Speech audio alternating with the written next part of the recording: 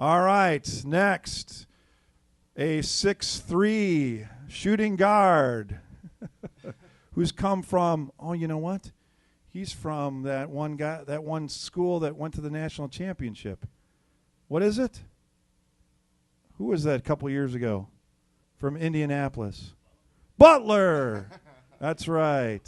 And is currently one of the great on-air presences at ESPN 1000. Please give it up for Mr. Dave Juday. Why did you get into broadcasting? Why did you get into broadcasting? Anybody can start. I loved sports and I loved to talk, and one of my teachers in junior high pulled me aside. We had an assignment in English class. We were told to interview somebody that worked in the field we thought that we could go into someday. And it was her idea, you should look into sports broadcasting.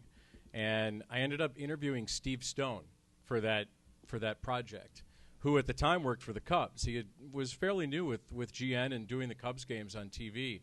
And he took the time to talk with me and answer my questions, this dorky little seventh grader. And from that moment, I set my sights on becoming a radio broadcaster and being able to report on sports and the Chicago teams that I grew up being a fan of. Is what do you need to do now, right now, from all your background and experience that you've learned, working in industry, what do you need to do now?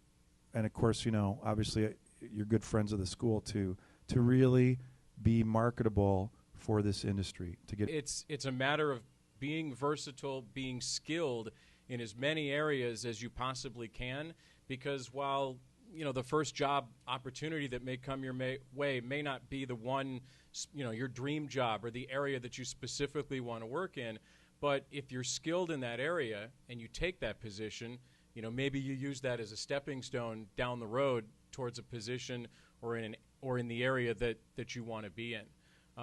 Also internships, absolutely take advantage of those. From a networking standpoint, what do you do, or what have you done, and what do you do to get your name out there other than your shows and you got your content, obviously. People are aware of that.